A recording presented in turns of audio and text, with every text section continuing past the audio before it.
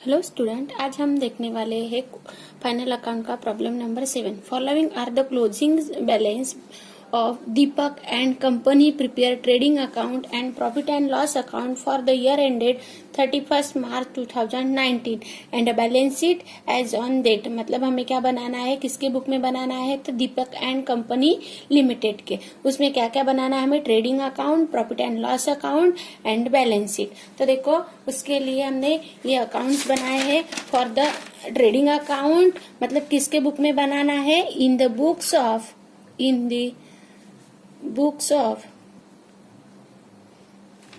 Deepak and company के book में हमें बनाना है। तो अब देखो उसके लिए उन्होंने ये ट्रायल बैलेंस दी है, लेजर बैलेंस दी है और उसके बाद एडजस्टमेंट दी है। तो एडजस्टमेंट देखो, एडजस्टमेंट में क्या बताया, फर्स्ट एडजस्टमेंट है closing stock was the value at ₹60,000। मतलब ये क्लोजिंग स्टॉक की वैल्यू कितनी है, 60,000। अब ये 16,000 है तो एडजस्टमेंट की हर एडजस्टमेंट की 2 एंट्री होती है। अब ये क्लोजिंग स्टॉक की भी 2 एंट्री होगी। तो फर्स्ट होती है ट्रेडिंग अकाउंट के क्रेडिट साइड में, देखो बाय क्लोजिंग स्टॉक 60,000। उसके बाद उसकी सेकेंड एंट्री हो जाएगी बैलेंस शीट के असेट साइड में, क्लोजिंग स्टॉक 60,000। उसके बाद उन्होंने बोला है कि an amount of ₹3,000 is still to be received an account of commission. मतलब still to be the received account on commission मतलब अनरिसीव्ड कमीशन। अनरिसीव्ड कमीशन मतलब आउटस्टैंडिंग, वो मिला नहीं, मतलब मिलने का है, मतलब वो इनकम है। अब एक इनकम देखना है, देखो इनकम दिया है उन्होंने पर्टिकुलर साइड लेजर बैलेंस में दिया है कमीशन रिसीव्ड 3,000। अब एक कमीशन रिसीव्ड मतलब कमीशन मिला, वो कमीशन मिला इसीलिए वो हमारी इनकम है। तो इनकम है इसीलिए वो कहा जाएगा, तो वो प्रॉफिट एंड लॉस अकाउंट के क्रेडिट साइड में जाएगा। तो देखो कमीशन रिसीव्ड, ये प्रॉफिट एंड लॉस अकाउंट के क्रेडिट साइड में लिखेंगे कमीशन बाय कमीशन रिसीव्ड 3,000। अब देखो उन्होंने क्या बोला है, एन अकाउंट ₹3,000 मतलब अनरिसीव्ड कमीशन। अब ये अनरिसीव्ड कमीशन क्या हो जाएगा, प्लस अनरिसीव्ड कमीशन। अनरिसीव्ड कमीशन भी कितना है, 3,000। दोनों की टोटल कितनी आ जाएगी, 6,000। अब उसकी सेकेंड एंट्री अनरिसीव्ड कमीशन मतलब अनरिसीव्ड कमीशन की सेकेंड एंट्री जाएगी असेट साइड में। देखो अनरिसीव्ड कमीशन 3,000। उसके बाद उन्होंने थर्ड एडजस्टमेंट बोलिए, provision for discount on debtors and provision for discount on creditors are to be the created 2% and 3% respectively. मतलब डेटर्स पर डिस्काउंट देना है और क्रेडिटर्स पर भी डिस्काउंट। तो डेटर्स पर कितना देना है, 2% और क्रेडिटर्स पर कितना, 3%। अब ये डेटर्स हमारी क्या है, असेट। तो डेटर्स कहा जाएगा असेट साइड में, डेटर्स। अब ये डेटर्स देखना हमें कहा है, तो डेटर्स है हमारे 31,500। अब उस पर 2% क्या निकालना है, डिस्काउंट। अब ये 31,000 देखो यहाँ वर्किंग नोट बनाएंगे हम, वर्किंग नोट्स। डेटर्स कितने हैं, 31,500। उस पर 2%, इसीलिए 31,000 into 2 divided by 100 cut 0 cut गए। और देखो 315 इंटू 2 तो कितना आ जाएगा, 5 इंटू 2 10, 0 1 2 1 से 2 2 3 मतलब 630। अब ये 630 क्या हो जाएगा, माइनस, मतलब 31,500 में से 630 माइनस हो जाएगा तो कितना आएगा, 30,870। अब देखो ये डिस्काउंट है, मतलब ये किसको मिला है, डिस्काउंट डेटर्स को मिला है, इसीलिए वो कहा जाएगा, वो जाएगा प्रॉफिट एंड लॉस अकाउंट के डेबिट साइड में। Debtor to debtors on discount कितना है 630। इसके बाद क्रेडिटर्स पर लेना है, क्रेडिटर्स देखना है हमें, क्रेडिटर्स कितना है, क्रेडिटर्स, हाँ क्रेडिटर्स है 37,500। अब ये क्रेडिटर्स कहाँ जाएंगे, तो क्रेडिटर्स जाएंगे हमारे बैलेंस शीट के लायबिलिटी साइड में। क्रेडिटर्स 37,500। अब ये इस पे भी क्या करना है हमें, 3% निकालना है। तो ये क्रेडिटर्स 37,500 इंटू 3 डिवाइडेड बाय 100, तो वो कितना आएगा 1,125। अब ये मतलब ये 0 कट जाएंगे, तो वो 375 इंटू 3 मतलब 1,125। तो ये क्रेडिटर्स क्या करना है हमें, क्रेडिटर्स पर जो भी डिस्काउंट आया तो वो डिस्काउंट क्या करना है, माइनस 3% डिस्काउंट 1,125। तो ये माइनस करेंगे तो कितना आ जाएगा 36,375। अब देखो ये क्रेडिटर्स मिला तो ये हमारी इनकम है, क्रेडिटर से जो भी डिस्काउंट हमें मिलेगा तो वो हमारी क्या है, इनकम है, इसीलिए वो प्रॉफिट एंड लॉस अकाउंट के क्रेडिट साइड में। By creditors on discount 1,125। उसके बाद है amount of furniture is to be reduce by 4,500 and building by 10%। मतलब फर्नीचर कितना है, फर्नीचर हमारी असेट है, तो असेट में से 4,500 क्या करना है, हमें रिड्यूस करना है, कम करना है। तो अब मतलब कम करना है, उसका मतलब क्या होगा, डेप्रिसिएशन होगा। तो वो डेप्रिसिएशन क्या करेंगे, हम माइनस करेंगे। और बिल्डिंग पर भी, तो बिल्डिंग भी हमारी असेट है, उस पर क्या करेंगे 10% डेप्रिसिएशन निकालेंगे। तो ये दोनों भी क्या है, एक्सपेंसेस है, इसीलिए वह कहा जाएगा प्रॉफिट एंड लॉस अकाउंट के डेबिट साइड में। देखो फर्नीचर, फर्नीचर असेट साइड में जाएगा, फर्नीचर। अब देखो फर्नीचर कितना है 19,500 माइनस रिड्यूस करना है 4,500, तो कितना आएगा 15,000। अब ये फर्नीचर पर डेप्रिसिएशन है, इसीलिए furniture to furniture on depreciation 4,500।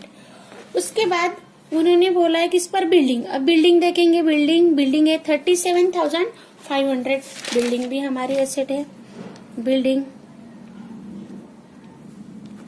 37,500, उस पर 10% क्या बोला है, डेप्रिसिएशन 3,750, वो माइनस करेंगे तो कितना आ जाएगा 33,750, 33,750। अब देखो ये भी डेप्रिसिएशन है, इसीलिए वो कहा जाएगा प्रॉफिट एंड लॉस अकाउंट के डेबिट में। To building on depreciation 3,750। अब देखो लास्ट है आउटस्टैंडिंग एक्सपेंसेस, सैलरी। अब हमारी सैलरी कहाँ जाती है, सैलरी ऑफिस एक्सपेंसेस है, तो इसीलिए प्रॉफिट एंड लॉस अकाउंट के डेबिट साइड में। To salary. अब देखो सैलरीज कितनी है, सैलरीज है हमारी 30,000। 30,000 पर प्लस आउटस्टैंडिंग एक्सपेंसेस बोला है, आउटस्टैंडिंग एक्सपेंसेस। अब आउटस्टैंडिंग एक्सपेंसेस कितना है 4,500, मतलब इसमें 4,500 क्या करेंगे प्लस, उसकी सेकेंड एंट्री कहा जाएगी तो वह लाइबिलिटी साइड में, मतलब उसको प्लस करेंगे 34,500 और इसकी सेकेंड एंट्री जाएगी लाइबिलिटी साइड में। अब स्टैंडिंग सैलरीज 4500। उसके बाद है वेजेस, सेकेंड दिया उन्होंने वेजेस, वेजेस कितना है 1500। अब ये वेजेस कहा जाता है, तो ये वेजेस जाता है ट्रेडिंग अकाउंट में। देखो टू वेजेस, वेजेस देखना है तो वेजेस कितना है 7500, वेजेस 7500। अब उसमें प्लस करना है आउटस्टैंडिंग वेजेस, कितना है 1500, मतलब टोटल 9000। अब ये आउटस्टैंडिंग वेजेस की सेकेंड एंट्री कहा जाएगी बैलेंस शीट के लायबिलिटी साइड में। Outstanding wages 1500। अब देखो ये एडजस्टमेंट खत्म हो गई। अब देखना है जो भी लेजर अकाउंट बैलेंस है तो वो बैलेंस लिखना है। देखो फर्स्ट है हमारा बैंक, तो ये बैंक हमारी क्या है असेट है, इसीलिए वो असेट साइड में जाएगी। बैंक कितना है 30,000। उसके बाद बिल्स पेबल, बिल्स पेबल हमारी लायबिलिटी है, तो बिल्स पेबल लायबिलिटी साइड में जाएगी। बिल्स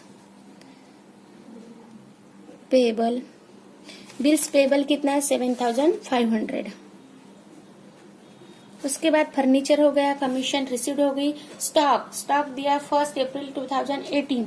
अब ये स्टॉक क्या है ओपनिंग स्टॉक है, तो कितना 27,000, तो ये ट्रेडिंग अकाउंट के डेबिट साइड में 27,000।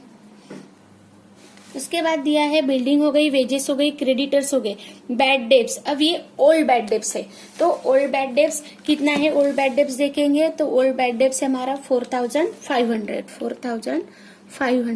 हमने न्यू बैड डेब्ट्स नहीं निकाला क्योंकि एडजस्टमेंट में ही नहीं दिया है, तो इसीलिए नहीं लिखेंगे। न्यू आरडीडी भी नहीं पूछा है एडजस्टमेंट में, तो नहीं लिखेंगे। ओल्ड आरडीडी, तो ये अब देखो इसकी टोटल करेंगे 4500, उसमें से ओल्ड आरडीडी दिया है, ओल्ड आरडीडी ओल्ड कितना है 3000, मतलब ये 3000 क्या करेंगे माइनस करेंगे, तो बचेगा कितना 1500। उसके बाद दिया है सेल्स रिटर्न, सेल्स रिटर्न क्या करेंगे सेल्स में से माइनस, तो सेल्स रिटर्न कितना है 1500। उसके बाद है कैपिटल, कैपिटल कहा जाएगा बैलेंस शीट के लायबिलिटी साइड में 1,20,000। उसके बाद इंश्योरेंस प्रीमियम, इंश्योरेंस प्रीमियम कहा जाता है, तो इंश्योरेंस प्रीमियम हमारे ऑफिस एक्सपेंसेस, इसीलिए वो जाएगा प्रॉफिट एंड लॉस अकाउंट के डेबिट साइड में। Insurance to insurance premium, insurance premium.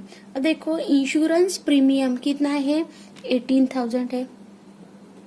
अब देखो उन्होंने बोला है कि 1 जनवरी 2019 टू 31 दिसंबर 2019, मतलब हमारा फाइनेंशियल ईयर कब खत्म होता है, तो वो खत्म होता है 31 मार्च। मतलब उन्होंने दिया कब तक है 31 दिसंबर को, मतलब 9 मंथ उन्होंने क्या किया ज्यादा दिया, एक्स्ट्रा दिया। अब एक्स्ट्रा दिया एडवांस में दिया, तो वो क्या है हमारा प्रीपेड है, तो ये प्रीपेड एक्सपेंसेस क्या करते हैं हम माइनस करते हैं। तो देखो इंश्योरेंस प्रीमियम कितना दिया है उन्होंने 18,000 दिया है, तो ये 9 मंथ क्या है, तो ये माइनस 9 मंथ क्या है प्रीपेड है, तो प्रीपेड इंश्योरेंस। अब देखो उन्होंने 12 मंथ के लिए 18,000 दिया है इंश्योरेंस, तो ये 12 मंथ दिया है, तो 6 मंथ के लिए कितना आ जाएगा 9,000। अब 3 मंथ के लिए कितना आ जाएगा 4,500, तो ये 4,000 और 6 मंथ के लिए 9,000 और 3 मंथ के लिए 4,500, मतलब कितना आएगा 13,500। तो ये 9 मंथ के लिए है, तो ये 9 मंथ के लिए मतलब उन्होंने एक्स्ट्रा दिया है, तो ये है प्रीपेड। हमें कितने मंथ के लिए चाहिए 3 मंथ के लिए, तो 3 मंथ के लिए कितना 4,500, तो ये 4,500 का क्या करेंगे बाहर निकालेंगे, तो हमारा 13,500 क्या है एक्स्ट्रा है, तो ये क्या करेंगे, उसको माइनस करेंगे, तो बचेगा कितना 3 मंथ का 4500। तो उसकी सेकेंड हैंड इंश्योरेंस प्रीमियम मतलब प्रीपेड इंश्योरेंस प्रीमियम कितना है 13,500। उसके बाद है सैलरीज हो गई। बैंक लोन हमारी क्या है, लाइबिलिटीज है, तो वो बैंक लोन तो बैंक लोन कितना है 30,000, बैंक लोन 30,000। सन्ड्री एक्सपेंसेस तो वो कहा जाएगा, तो वो प्रॉफिट एंड लॉस अकाउंट के डेबिट साइड में 7,500 टू सन्ड्री एक्सपेंसेस 7,500। उसके बाद है इंटरेस्ट पेड मतलब इंटरेस्ट दिया है वो कितना है 1,500, वो भी एक्सपेंसेस है, पेड 1,500। उसके बाद है मशीनरी भी हमारी क्या है, असेट है, तो वो असेट साइड में जाएगी। मशीनरी कितनी है, मशीनरी 25,500। उसके बाद है सेल्स कहा जाएगा, तो sales profit and trading account के क्रेडिट साइड में जाएगा, तो कितना है सेल्स 96,000।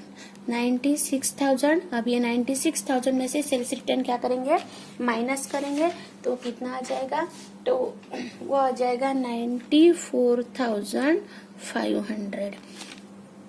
उसके बाद उन्होंने दिया है परचेज 42,000, ये 42,000।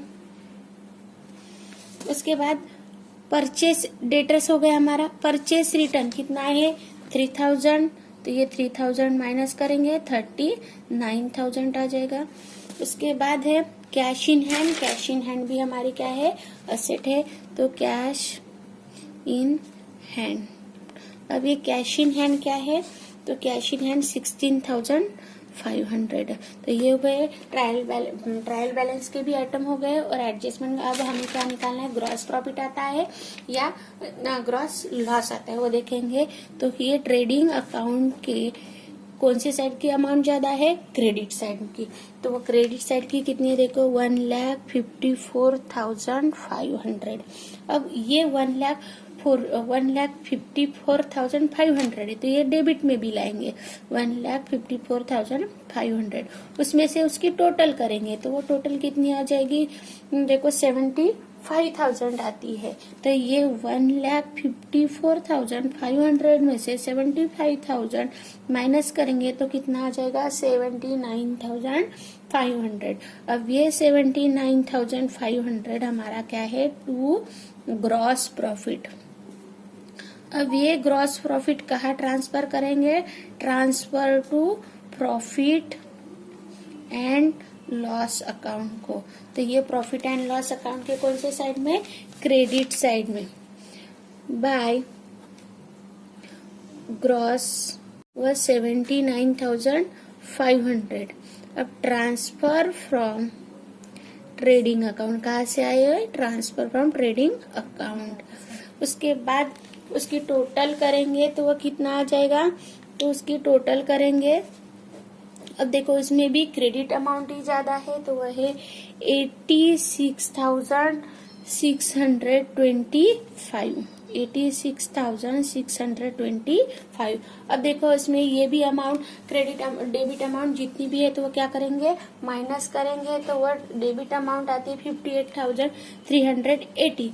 तब देखो इसमें से माइनस करेंगे तो टू नेट प्रॉफिट।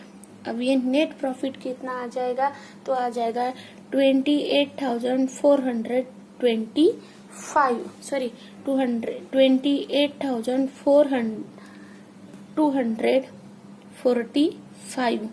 अब देखो ये नेट प्रॉफिट है, तो ये कहाँ ट्रांसफर करेंगे, ट्रांसफर टू कैपिटल अकाउंट। अब देखो ये कैपिटल अकाउंट में कितना आया हमारा 28,248। 28,248। अब उसकी टोटल करेंगे, तो वो टोटल कितनी आ जाएगी 1,04,000। 1,48,245। ये देखो, अब ये अमाउंट यहाँ ड्राइंग भी नहीं है, इंटरेस्ट एंड ड्राइंग भी नहीं है, नेट लॉस भी नहीं है। 1,48,245 बाहर निकालेंगे। अब उसकी टोटल करेंगे तो वो टोटल आएगी 2,28,120।